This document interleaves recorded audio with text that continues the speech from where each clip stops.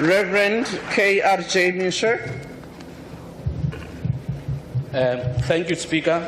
Thank you, Mr. President, for your reply. The ACDP believes that godly values such as love, respect, and care for others that our grandparents instilled in us helped to build a solid foundation for our children and grandchildren. These are some of the values that have kept African families and cultures intact. The Pact for the Future is controversial in that it lays the foundation for the UN's new global order that will see the transfer of power from sovereign nations to the UN. While some may consider the Pact for the Future a progressive step towards global cooperation, it presents certain dangers and disadvantages that will need careful consideration. Of significant risk is the potential erosion of our national sovereignty. Noting all the positives you have stated, Mr. President, my question is whether you can assure this House and all concerned South Africans that you will not support or allow the sovereignty of South Africa to be eroded when the UN's Pact for the Future is implemented. Thank you. Thank you, Mr. President. Thank you, Honorable Speaker. When we participated in the various discussions that have been taking place through a number of formations, both on our own continent and in various other organizations in the world, we were, as a country, always aware that we've got to promote our own national interests, interests that are clearly encapsulated in our Constitution, and interests that are also clearly well articulated in our Charter at the AU level. And in doing so, we joined many other countries in the world. And Honorable Reverend Misher will have listened carefully, I hope, when I described the process that has led to the adoption of this pact, because it was thoroughly debated over a number of years, involving at the very last moment more than 7,000 individuals and many, many countries that finally adopted this charter. And I would never believe that any of the countries that participated would have wanted in the end to erode their own sovereignty. They would instead have wanted to strengthen the United Nations, because through the United Nations we are stronger. Through the United Nations we are able to strengthen our own sovereignty.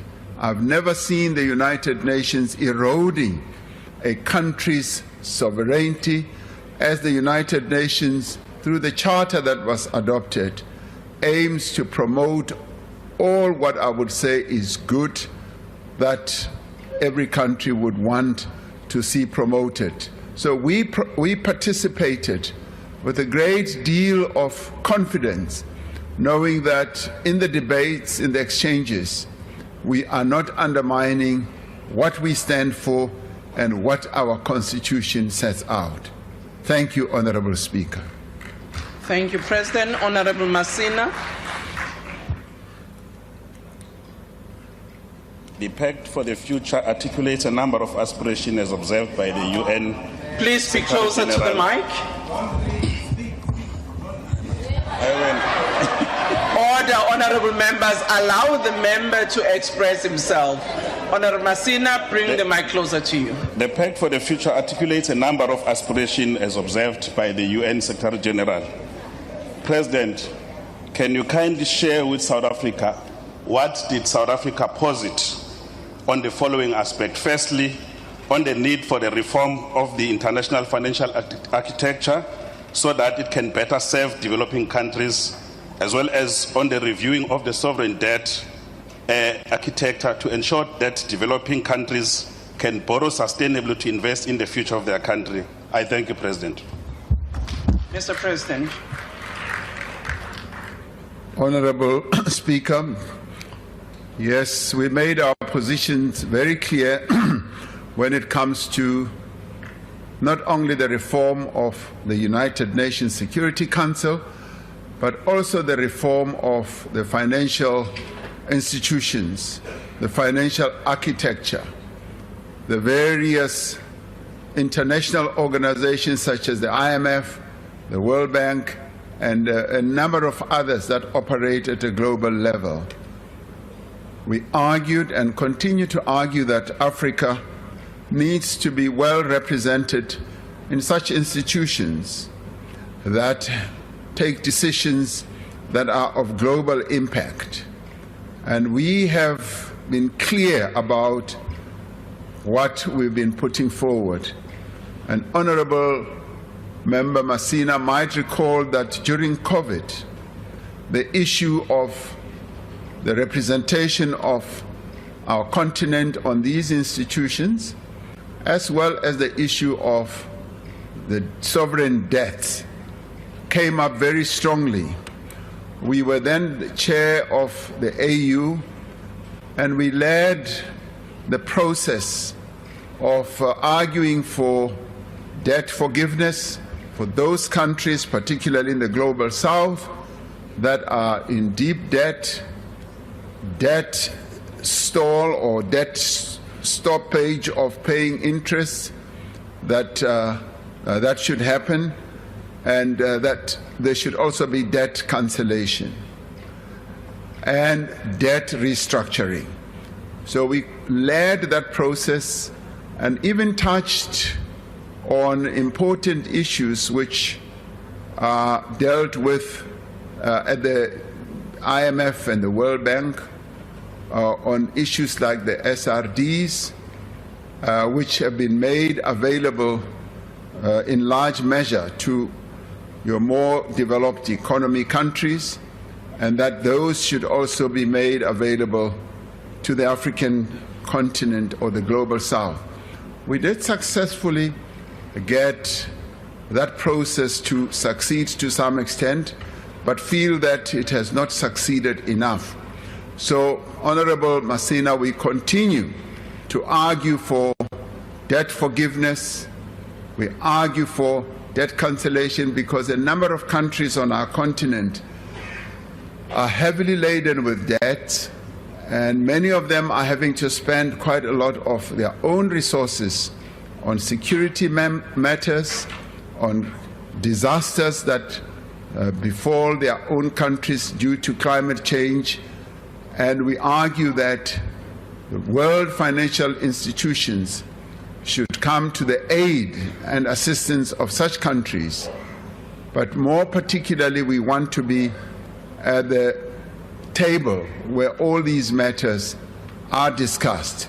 So we continue to advocate for fairness, for equality, and as you will have heard in the theme for our chairpersonship or presidency of the G20, we are front-loading the issue of solidarity, that there does need to be solidarity, and the solidarity that we talk about must be all-encompassing. It must also involve issues such as sovereign debt treatment, equality, which is part of our theme, must lead to equality of treatment. We must also, as the African continent, be represented in all those organizations in the global financial architecture that take decisions that affect many nations. So our campaign is not going to stall. In fact, it is going to gain momentum as we now get in November to be given the seat to be president of the G20. And we have the support of many countries on our continent and in the global south to continue arguing for these positions. So we will not tire.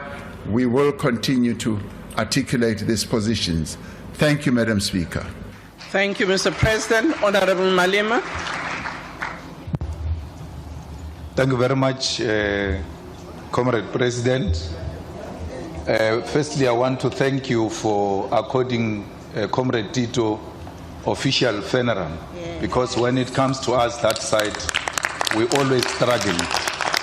I still struggle with the fact that Peter Mokaba was never accorded a state funeral. And I'm happy that you gave it to Comrade Tito, well-deserving a Category 2 state funeral. President, we must appreciate the role that you have played when it comes to International Court of Justice and the fact that South Africa mobilized the international community in support of the Palestinian question. We appreciate that the Pact for the Future has got progressive resolutions in relation to Palestine. And this parliament, in line with Pact of the Future, took a resolution that we must close the Israeli embassy and cut all diplomatic ties with Israel. Till to date, you are so reluctant to implement that decision. And the one behind you, in the name of the Speaker, can also explain as to why is that resolution of Parliament, which was taken by the majority of our people here in Parliament, that we must cut the diplomatic ties with Israel and close the embassy of Israel, because we cannot share territory with murderers, with rapists and people who kidnap women and kill children and want to erode the Palestinian nation. So I'm asking, Mr. President, as to what is your reluctance, because that resolution was taken when you were the President of South Africa, committed to the people of Palestine. You must take practical action like Brazil did.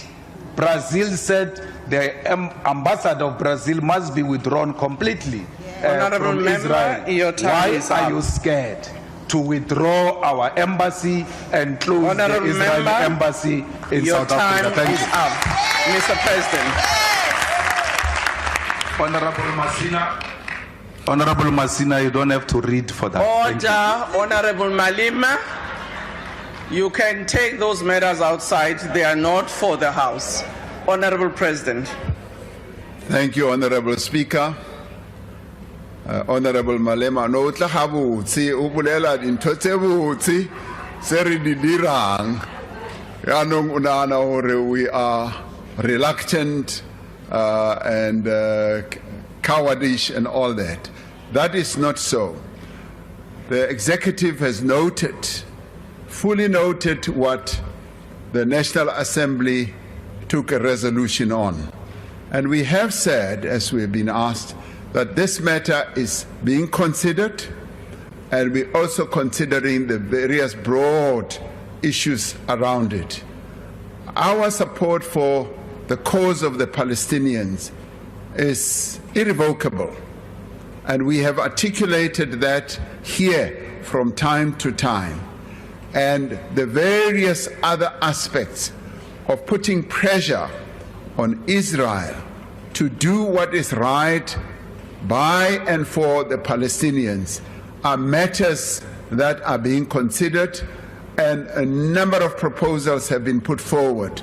So be rest assured, Honorable Malema, that these are matters that the executive is considering. Now, of course, being who you are, impatient, you want everything to be done yesterday.